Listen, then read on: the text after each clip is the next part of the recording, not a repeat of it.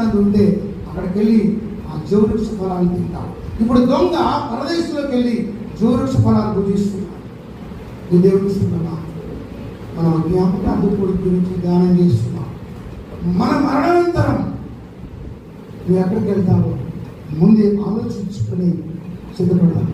దేవుడి మాటలు దీవెనకరంగా చేయండి కాక. ఆమేన్.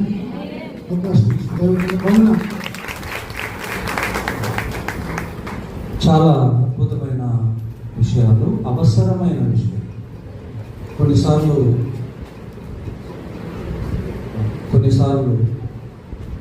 కొన్ని జ్ఞాపకాల కోడికల్లో అందాల్సిన వాక్యం అందరు ఏదేదో వాళ్ళు గొప్పదో అని చెప్పుకుంటూ ఉంటారు. దైవజనులు వారి ఆరాధన ఇప్పుడు వెళ్ళి వారు నడిపించుకోవాలి.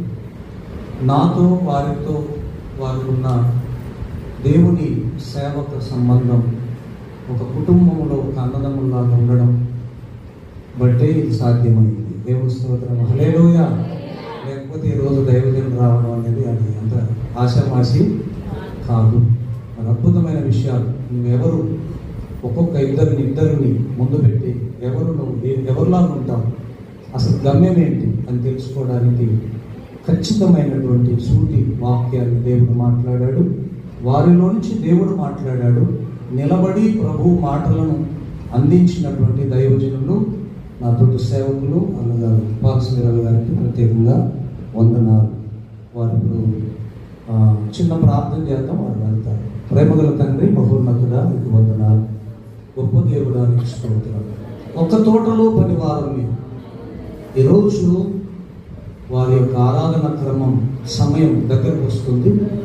అయినా సరే ఇక్కడ ఇంత సమయం హెచ్చించి నీవు చెప్పమన్న మాటలు చెప్పి వెళ్తున్న నీ దైవజనుల్ని, వారి కుటుంబాన్ని, వారి బిడ్డల్ని, ముఖ్యంగా నాయనా అయ్యా వారి పరిచర్య అంతటిని దీవించండి.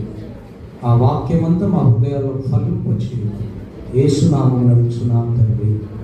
ఆమేన్. ఇప్పుడు వారు వెళ్ళిన తర్వాత నేను ఆ మాట చెప్పకూడదు. ఇప్పుడు ఒక మాట చెప్తాను. నాన్నగారు చనిపోయినప్పుడు ఆ రోజు అంతా నా దగ్గరే ఉన్నారు. వారి మనవడికి సీరియస్ హాస్పిటల్లో, ఒక హాస్పిటల్లో, వారి బిడ్డకు సీరియస్ ఒక హాస్పిటల్లో.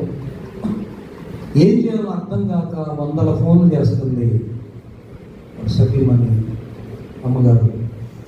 అసలు ఫోన్ ఎత్తకుండా ఇక్కడ పూర్తిగా అయిపోయేవారు. ఎందుకంటే నాన్నతో ఆయనకున్న సంబంధం మాట్లాడుకున్నాయి, వెళ్ళనివ్వట్లేదు.